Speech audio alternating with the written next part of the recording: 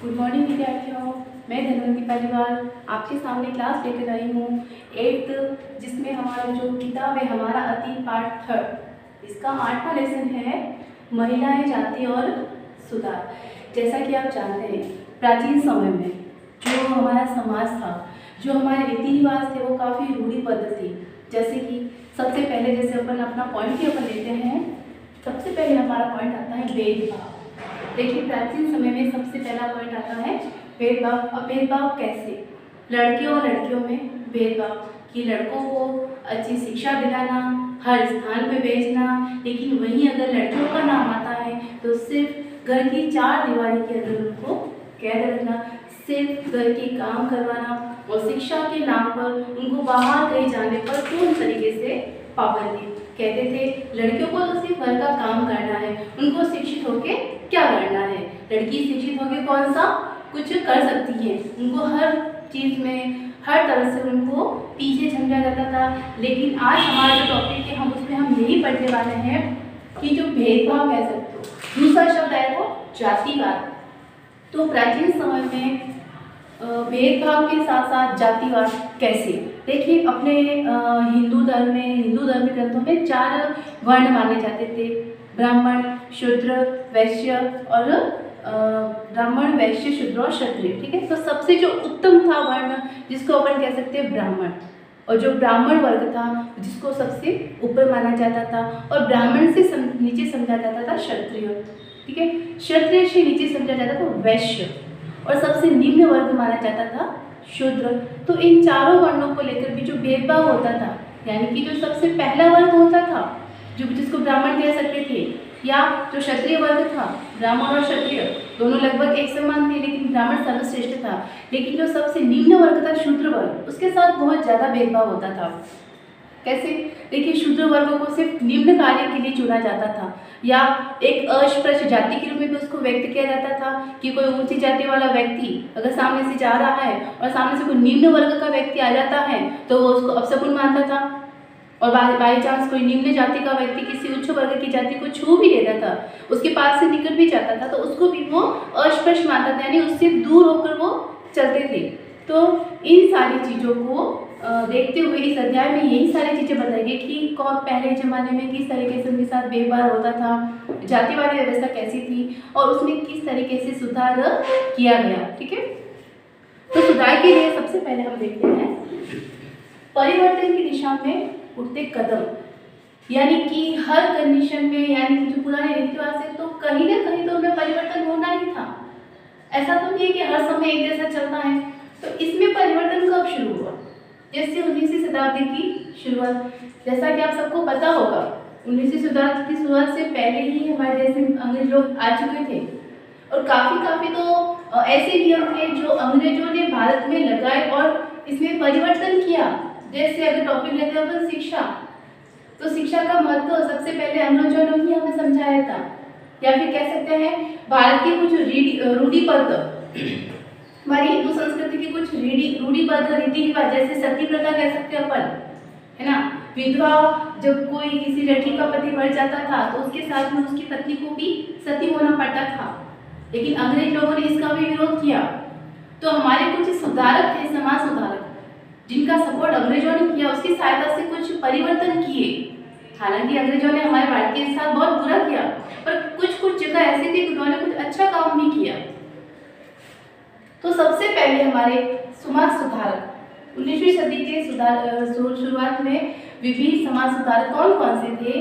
राजा राम मोहन राय, स्वामी दयानंद सरस्वती, ईश्वर चंद्र विद्यासागर, पंडित रमाबाई, स्वामी विवेकानंद, ज्योतिबा फूले इत्यादि, यानी कि और भी कई ऐसे विचारक हुए जिन्होंने हमारे समाज में सुधार के कार्य किए। उनमें हम सबसे पहले पढ़ने वाले हैं राजा राम मोहन राय के बारे में। जो राजा राम मोहन राय थे, उनका जन्म 1772 ईस्वी में हुआ था और उनकी मृत्यु 1833 ईस्वी में हुई थी।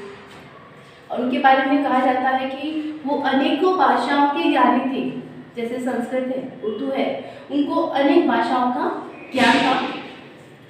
इन्होंने ब्रह्म समाज की स्थापना की थी, यानी पहले इन्होंने शुरुआत में एक ब्रह्म समाज का एक समाजवादी संगठन बनाया, जिसी को ही आगे चलकर ब्रह्म समाज कहा जाता है।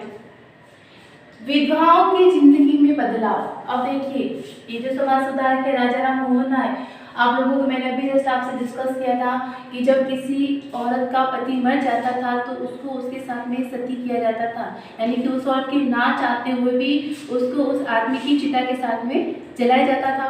लेकिन हमारे जो राजा राम मोहन राय थे, इन्होंने सबसे पहले इसका विरोध किया कि हम विधवाओं की जिंदगी में बदलाव किया जाए, उनको उनके पति की चिता के साथ ना जलाया जाए। उनकी भी जिंदगी थी, उनकी भी तो जिंदगी थी ना। दर्द जैसा अपन को होता है वैसा उनको भी तो दर्द होता होगा। और जिंदा जलाना, अगर अपनी उंगली में थोड़ा सा कट जाता है, कुछ जलन हो जाती है तो अपन को कितना दर्द होता है। बस वही चीज को सोचकर राजा राम मोहन राय ने विधवाओं के लिए बदलाव किए। पहले के रूढ़िवादी तरीकों में देखा जाए तो विधवाओं के लिए सिर्फ श्वेत वस्त्र पहनना और कुछ रंगीन वस्त्र धारण नहीं करना, उनको खाना भी अलग दिया जाता था और सिर्फ पर्दे के अंदर रहना पड़ता था। उनको विधवा होने के बाद उनको बिस्तर भी नसीब नहीं होता था, सिर्फ चटाई पर उनको सुलाया जाता था। तो इस सारे रीति रिवाजों में, इस सारी कह सकते हो परंपराओं में हमारे जो राजा राम मोहन राय थे, उन्होंने बहुत गौर तरीके से विचार किया और उसमें परिवर्तन किया। तीसरा इनका बदलाव था, देखिए 1829 ईस्वी में, आप ये तारीख याद रखिएगा, 1829 ईस्वी में सती प्रथा पर पाबंदी। जैसा कि मैंने जस्ट अभी आपको बताया था, पति के साथ किसी और को जला देना, जिसको अपन कहते थे सती प्रथा, उसके ऊपर उन्होंने क्या लगा दी, पाबंदी। यानी कि 1829 के बाद किसी भी औरत को उसके पति की चिता के साथ नहीं जलाया गया। तीसरा था पुरानी रूढ़िबद्ध परंपराओं का विरोध। अभी जस्ट मैंने आपको बताया विधवाओं के साथ कैसी जिंदगी हुआ करती थी, या एक लड़कियों को लेकर जो क्या सोच हुआ करती थी, और भी कई ऐसे पुराने रीति रिवाज थे, उन सब के ऊपर किसने विरोध किया, राजा राम मोहन राय ने। ठीक है, नेक्स्ट, विधवा विवाह को उचित ठहराया। अब देखिए, सती प्रथा पर रोक लगी तो ऑब्वियसली विधवा विवाह पर उन्होंने बहुत अच्छा काम किया। अगर कोई औरत सती हो जाती तो उसका तो कुछ नहीं बचता पीछे, लेकिन जब सती प्रथा पर रोक लगने के बाद उस औरत की पूरी जिंदगी उसके सामने पड़ी थी, तब ये विचार कर उन्होंने विधवा विवाह को उचित ठहराया। और उसमें उनका साथ उस समय किसने दिया, देखिए, जिसमें उनका साथ ईश्वरचंद्र विद्यासागर और स्वामी दयानंद सरस्वती ने। ये भी बहुत बड़े समाज सुधारक थे, तो इन्होंने भी इनका साथ दिया।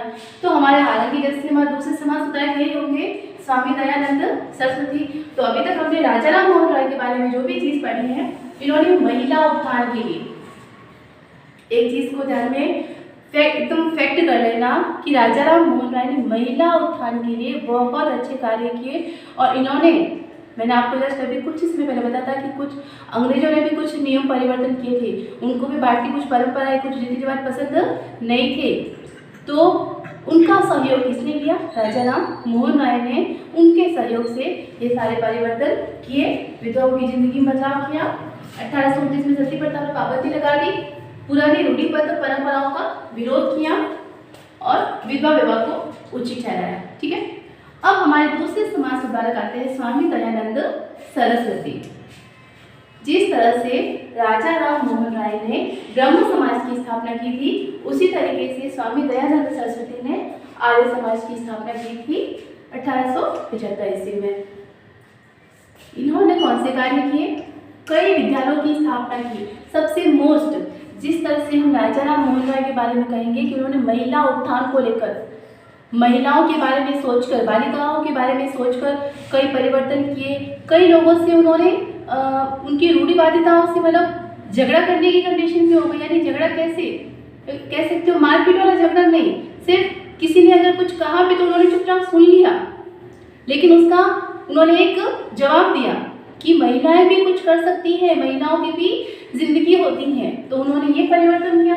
उसी तरीके से स्वामी दयानंद सरस्वती ने ही महिलाओं को लेकर उनकी शिक्षा के लिए, यानी कि अगर प्रेजेंट टाइम में अपन कहते हैं एक बेटी जो होती है वो 2 वंश को तारती है, अपने ससुराल को और अपने पीहर को, लेकिन बेटा तो सिर्फ एक ही वंश को तारता है। हालांकि हमारे भेदभाव नहीं है, प्रेजेंट टाइम में कहें तो बहुत परिवर्तन हो चुका है, लेकिन बेटियों को लेकर जो सोच थी पुराने समय की, हमारे समाज सुधारकों ने उसको पूरी तरीके से कह सकती हूँ बंद करवा दिया।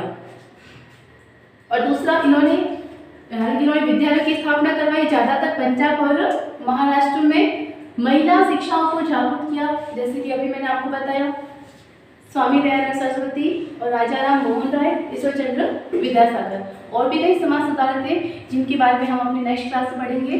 ठीक है, तो आज का हमारा जो होमवर्क है आप लोगों के लिए ये रहेगा कि समाज सुधार में हम क्या क्या और कुछ कर सकते हैं और कौन कौन से विचारक हुए, ये आपका क्वेश्चन रहेगा। नेक्स्ट क्लास में आप इसका आंसर दीजिएगा। इसके लिए धन्यवाद।